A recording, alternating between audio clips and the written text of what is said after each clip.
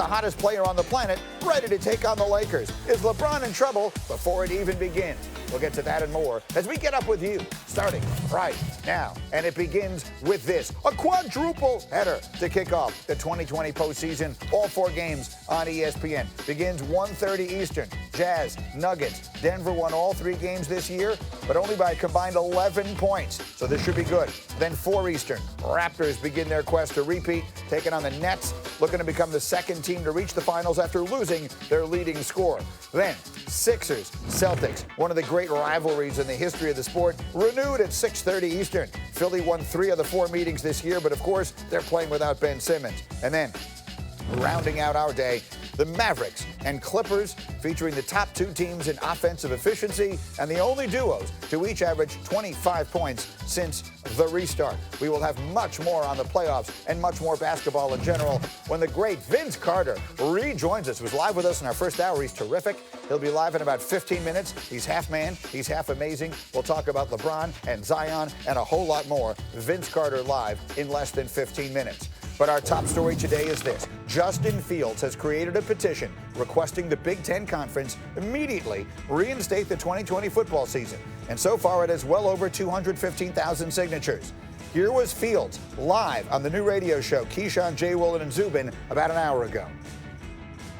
My biggest message to them would just to get them to realize how bad our players want to play, and just the guys that have come back for their 5th year, 6th year, come back off of injury. I think that we owe it to those guys the most. I've just seen behind the scenes and all the work that they put in and how much they really care about it. And I also believe all the coaches and all the parents, players want us to play, and they all feel safe with the guidelines Ohio State has set. So I just think that's the biggest message I'd like to get out to them.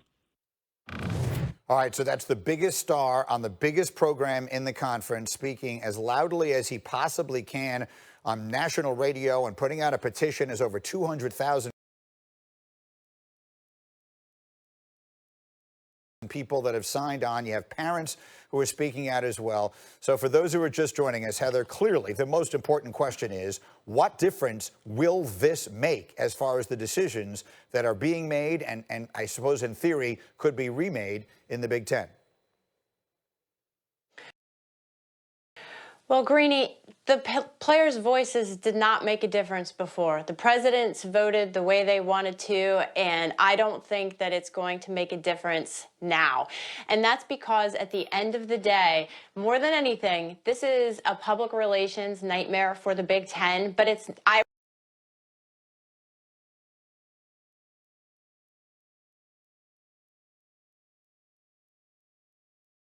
would be surprised if it changed their mind. The Ohio State parents asked for a meeting with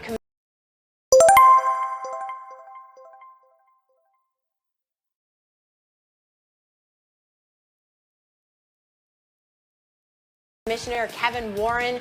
They want transparency and they want answers, but we have to remember that each president on each Big Ten campus is making decisions unique to what they have to deal with on their campuses.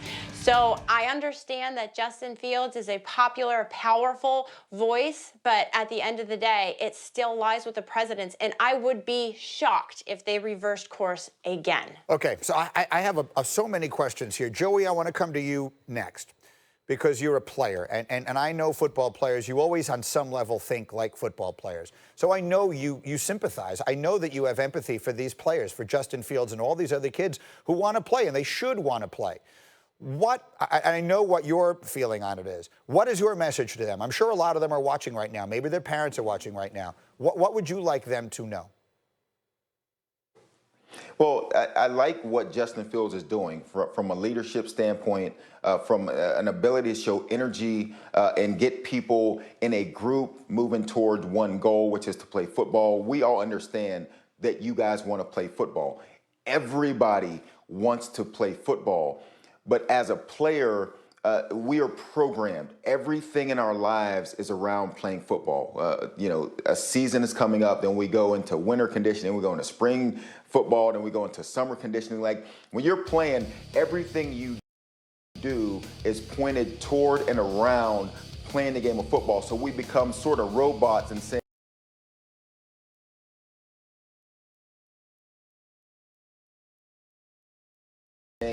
we want to play no matter what. You get hurt, you break a bone, you get a concussion, you get sick, we go play football. That's what we do. Now, it has been proven that someone has to protect us from us and the way we think, and someone has to make those tough decisions. And these aren't people that don't want to also have football.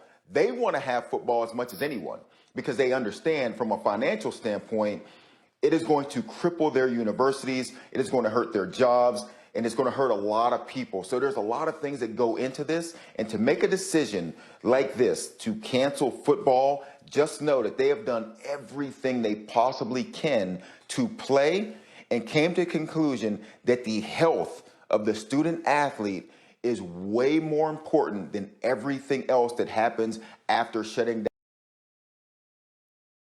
down this game. And they have your best interest at heart when making this decision. It's a great message, and that's really well said. And Paul, it's fascinating because this is the things that they're being criticized for now in the Big Ten are the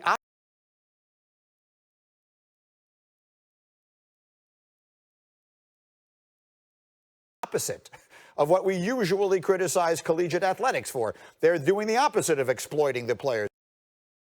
If that's what you think usually happens. They're doing the opposite of putting the money first, and yet they're being criticized on this side. Is there validity in your mind, Paul, to the perspective that these players and these families are taking? There's validity, but as everyone has said, it's not going to change. But Greeny, we are not at that point right now. Where we are is this is a cutthroat business, and the Big Ten is acting like they're the Ivy League and nothing else matters. What they have done, like it or not, right or wrong, is given a gift to the other three conferences that are still alive. It has given a recruiting gift. It has given an edge perception gift. And right now, whether we see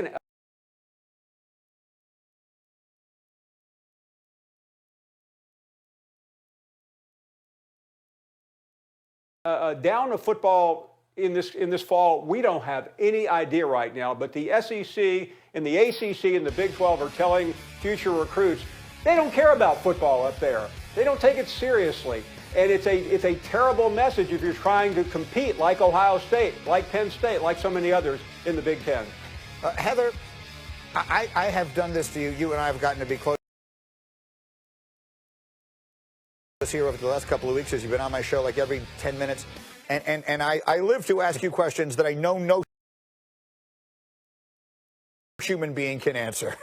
So I'm prefacing this one with that. But I'm just sitting here thinking, if there were some schools, we know there were some schools in the Big Ten who voted to play. We know that Nebraska, basically with today. Well, the thing that jumped off the screen to me was the fact that Paul Feinbaum just said that the Big Ten is like the Ivy League. And Greeny, you know as well as I do that we do believe that we are like the Ivy League when it comes to education. What Heather just said, that the SEC and the ACC and the Big 12 may end up where we are, let's not get ahead of ourselves. I mean, we make it sound like these conferences are absolutely going to play football. It's going to be interesting to see if they can actually pull this off. A lot of talk right now, a lot of big talk, a lot of tough talk, like, hey, we're going forward. Let's see what happens. Let's see where we are in a month. And also, as we talk about this, we act like Kevin Warren is making these decisions by himself, as if he is sitting there saying, we're going to put a schedule that's conference only, like we're going to shut down. He's not making these decisions by himself. There are votes. There are school presidents. There are chancellors. There is a lot of people going into this, and he is the messenger that is delivering these decisions, and he is getting killed for it when he's not the one just making these calls on his own. All right. All of you, thank you very much. Heather, enjoy your vacation. We'll expect you on the 6 o'clock call tomorrow morning. Thank you very much. Okay. Meantime, I want to know what you think. Our poll question.